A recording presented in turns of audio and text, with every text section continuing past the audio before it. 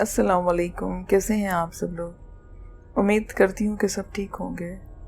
Story کے آغاز سے پہلے ایک ریکویسٹ کہ چینل کو سبسکرائب کر لیں۔ آج کی یہ سٹوری شاہ صاحب کی ہے، آئیے انہی کی زبانی سنتے ہیں۔ ہم چیچا وطنی سے کافی دور ایک چھوٹے سے گاؤں میں رہتے تھے۔ دادا جان اپنے بچوں کو اعلیٰ تعلیم دلوانا چاہتے تھے۔ انہوں نے گاؤں چھوڑا اور شہر آ گئے۔ شہر آ کر انہوں نے اپنا گھر خرید لیا۔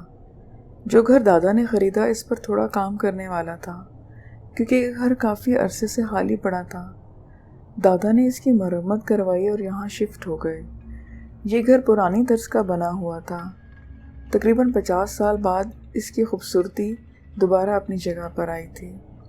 اس کے ساتھ ایک دوسرا گھر بھی برائے فروخت تھا۔ وہ گھر جن مالکان کا تھا وہ اس گھر میں آئے، لیکن وہ چند دن بعد ہی وہاں سے چھوڑ کر چلے گئے، کیونکہ ان کا جوان بیٹا وہاں فوت ہو گیا تھا، تو وہ دل پرداشتہ ہو کر چلے گئے۔ یہ مکان خالی پڑا تھا تو لوگ اس سے خوف کھانے لگے۔ گاؤں میں دادا کی کچھ زمین تھی جو کہ انہوں نے بیچ دی، اور دادا کو خیال آیا کہ برابر میں گھر پڑا ہے، کیوں نہ میں اس کو خرید لوں۔ انہوں نے سوچا یہ دوسرا مکان خوبصورت اور مضبوط بنا ہوا ہے، ہمارے گھر کے ساتھ جڑا ہوا ہے۔ اگر ہم لوگ اس کو بیچ کی دیوار گرا دیں تو ہماری رہائش اور کشادہ ہو جائے گی، بعد میں بچوں کے کام آئے گی۔ یہ دوسرا گھر دادا نے خرید لیا، اور میرے والد جو کہ دادا کے سب سے بڑے بیٹے تھے، ان کی شادی کی اور میرے امی ابو کو اس میں شفٹ کر دیا۔ پہلے دن سے ہی میری امی کا وہاں دل گھبرانا شروع ہو گیا، تو انہوں نے ماسی بشیرہ کو ہمارے گھر رہنے کے لیے بلا لیا، جو کہ میری نانی کے ہاں رہتی تھی اور لاوارث خاتون تھی۔ ماسی ہمارے گھر رہنے آ گئی۔ ہمارے گھر کی پچھلی جگہ کافی خالی پڑی تھی اور وہاں پر پیپل اور بیری کے درخت تھے۔ میں چھوٹا سا تھا تو ماسی مجھے کھلانے ان درختوں کے نیچے لے جاتی اور خود وہاں آنکھیں بند کر کے آرام کرتی۔ میں کھیلتا رہتا۔ عام طور پر میری عمر کے بچوں کو باتیں یاد نہیں رہتی، لیکن اس وقت کی باتیں اچھی طرح میرے ذہن میں آج بھی محفوظ ہیں۔ ان درختوں کے نیچے میری عمر کے اور بھی بچے مجھ کو کھیلتے نظر آتے۔ وہ گورے چٹے گول مٹول سے ہوتے اور میں ان کے ساتھ کھیلتا رہتا۔ ماسی کی شاید آنکھ لگ جاتی اور میں کھیل میں مگن ہو جاتا۔ جب والدہ کی آواز آتی کہ ماسی وقار کو لے آؤ، والدہ کی آواز سن کر ماسی کو ہوش آتا۔ وہ ہڑبڑا کر اٹھ بیٹھتی، مجھے بازو سے پکڑ کر اٹھاتی اور گھر چلنے کو کہتی، لیکن میں وہاں ساتھیوں کے ساتھ رہنے کی ضد کرتا تو ماسی حیران ہو کر کہتی، بیٹا آخر تم کیوں نہیں جا رہے ہو؟ تو میں بچوں کی طرف اشارہ کرتا، مگر ماسی کو کچھ نظر نہ آتا۔ وہ مجھے زبردستی گھر میں لے آتی۔ گھر آ کر میری والدہ کو کہتی، دیکھو تو یہ روز کھیل میں ایسا مست ہوتا ہے کہ جب میں گھر واپس آنے کا کہتی ہوں تو رونا شروع کر دیتا ہے، بس کھیلنے کی ضد کرتا ہے۔ میں زبردستی لائی ہوں، کہتا ہے کہ مجھے ان بچوں کے ساتھ کھیلنا ہے، مگر مجھے وہاں کوئی بچہ نظر نہیں آتا۔ شروع میں والدہ نے ان باتوں پر توجہ نہیں دی۔ ایک دن خود وہاں مجھے لینے آ گئیں تو دیکھا کہ میں درختوں کے نیچے ایسے کھیل میں مگن ہوں جیسے کوئی بچہ میرے ساتھ کھیل رہا ہو۔ مجھے اس طرح کھیلتے دیکھنا میری والدہ کو کچھ عجیب لگا۔ انہوں نے مجھے اٹھا لیا۔ میں نے وہیں پہ رونا شروع کر دیا۔ اتنے میں میرے ساتھ کھیلنے والے سارے بچے غائب ہو گئے۔ یہ سب کچھ میری آنکھیں دیکھ سکتی تھیں، کوئی اور نہیں دیکھ سکتا تھا۔ اگر کسی دن ماسی وہاں نہ لے کر جاتی تو میں ضد کرتا کہ مجھے وہاں درختوں کے پاس لے چلو، وہ بچے میرا انتظار کر رہے ہیں، مجھے بلا رہے ہیں، ان کے ساتھ مجھے کھیلنا ہے، لیکن ماسی کو اور میری امی کو وہاں کوئی بچہ نظر نہ آتا۔ میری ضد کے آگے والدہ اور ماسی ہار مان جاتے اور میں دروازے سے باہر آتا اور ادھر کو ہی بھاگتا جدھر وہ بچے مجھے نظر آتے۔ ماسی یہ سب کچھ دیکھ کر حیران رہ جاتی۔ ایک دن جب میں اب ان کے ساتھ کھیلنے میں مصروف تھا تو ماسی نے میری والدہ کو کہا کہ مجھے لگتا ہے کہ یہ پاگل ہو گیا ہے۔ تب میں کچھ بڑا ہو گیا تھا۔ والدہ نے آ کر دیکھا تو میرے کھلونے ایک طرف پڑے تھے اور میں ان بچوں کے ساتھ کھیل رہا تھا جو مجھے نظر آ رہے تھے اور کسی کو نظر نہیں آ رہے تھے۔ جب والدہ نے مجھے ایسے کھیلتے دیکھا تو وہ ڈر گئیں اور مجھے دادی کے پاس لے گئی۔ دادی کو سب کچھ بتایا۔ دادی نے کہا گھر کافی عرصے سے خالی پڑا ہے، ممکن ہے کسی اور مخلوق نے اس میں بسیرا کر لیا ہو۔ تم وقار کو ان درختوں کی طرف نہ جانے دیا کرو، بلکہ اس طرف جانے کے لیے دروازہ ہی بند کر دو۔ والدہ نے ایسا ہی کیا۔ نتیجہ یہ ہوا کہ میں بیمار پڑ گیا، کھانا پینا چھوڑ دیا۔ گھر والوں نے جب میری حالت دیکھی تو مجھے مولانا صاحب کے پاس دم کروانے لے گئے۔ مولوی صاحب 8 دن گھر آ کر دم کرتے رہے۔ کچھ حالت بہتر ہوئی، کھانا پینا شروع کر دیا، مگر وہاں جانے کی ضد میں ابھی بھی کرتا تھا، کیونکہ وہ بچے میرا انتظار کرتے تھے۔ میں ان کے ساتھ کھیل کر بہت خوش ہوتا۔ ماسی نے ایک دن کہا، وہاں کچھ بھی نہیں ہے، اگر کوئی چیز ہے تو آئیے میرے ساتھ مقابلہ کریں۔ والدہ نے ماسی کو منع کیا کہ اس طرح نہ کہیں، لیکن وہ نہیں مانی، بلکہ زیادہ ہی جوش میں آئیں۔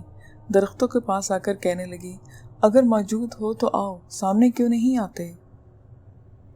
ارے بزدل، ابھی الفاظ ادا نہیں کیے تھے کہ ایک دم اوپر کی طرف اٹھی اور پھر نیچے آ گریں، اور ساتھ ہی ان کی پٹائی ہونے لگی۔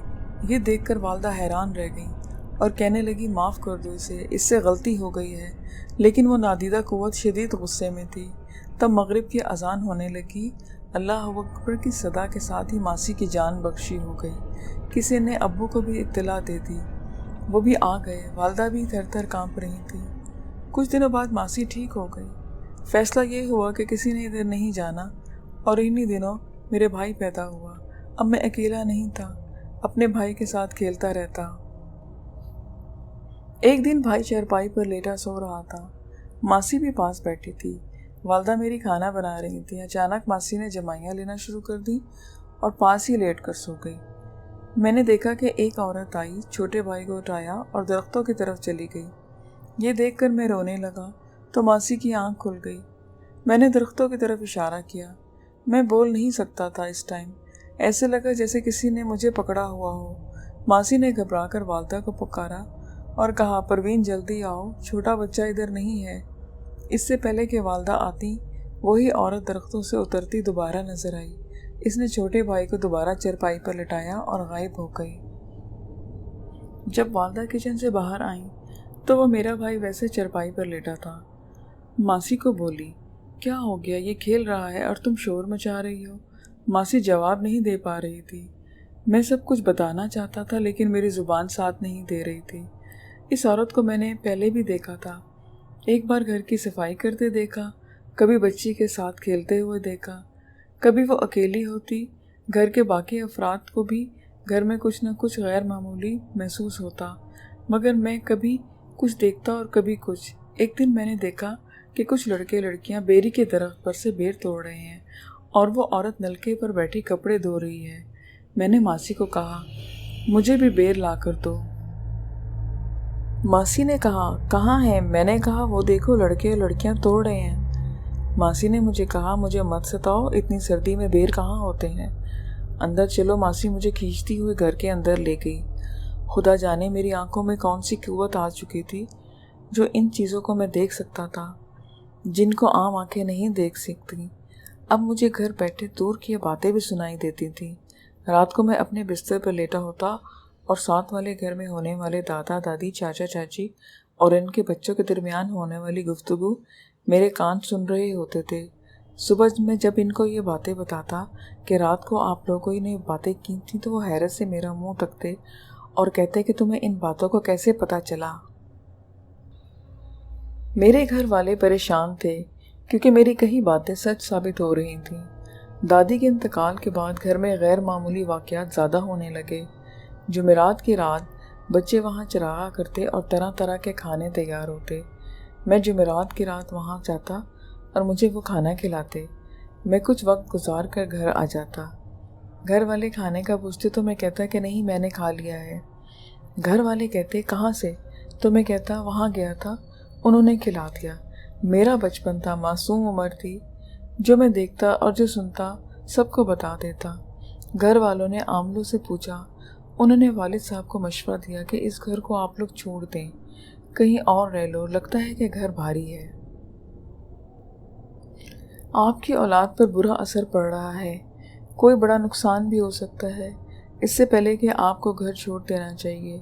آخر چچا اور ابو نے دونوں گھر بیچ دیے اور وہاں سے شفٹ ہو گئے۔ جس دن ہمارا آخری دن تھا، اس رات میں نے دیکھا کہ کچھ لوگ صحن میں جھاڑو دے رہے ہیں اور عورتیں بھی ان کی مدد کر رہی ہیں۔ میرے ساتھ کھیلنے والے بچوں کے ہاتھوں میں دیے ہیں جن کی روشنی سے پورا گھر روشن تھا۔ وہ میری طرف افسردہ نگاہوں سے دیکھ رہے تھے۔ اب میں 9 سال کا ہو چکا تھا، کافی شعور آ گیا تھا۔ دوسرے دن صبح ہی صبح ہم نے وہ گھر چھوڑ دیا اور ہم نئے گھر میں چلے گئے۔ نئے گھر میں وہ سب چیزیں نہیں تھیں جو پرانے گھر میں دیکھی تھیں۔ وہ سب کچھ بچپن کی باتیں اب ماضی کا حصہ بن چکی تھیں اور پرانے گھر میں ہی رہ گئیں۔ نئے گھر میں آتے ہی غریبوں میں خیرات تقسیم کی گئی، گھر کا صدقہ دیا گیا، 40 دن تک قرآن کی تلاوت کروائی گئی تاکہ پرانے گھر والی غیر مرئی طاقت اگر ہو بھی تو وہ یہاں سے ہمارا پیچھا چھوڑ دیں۔ یہ نیا گھر ہم کو راس آیا، مبارک ہوا۔ کسی وہم اور وسوسے نے بھی ہمیں نہیں گھیرا۔ گھر والے اب پرسکون اور مطمئن تھے، مگر میں آج بھی سوچتا ہوں کہ بچپن میں پرانے گھر کے اندر جاگتی آنکھوں سے جو دیکھتا تھا وہ سب کچھ کیا تھا۔ آج میں بلانا چاہوں گی تو ان کو نہیں بلا سکتا۔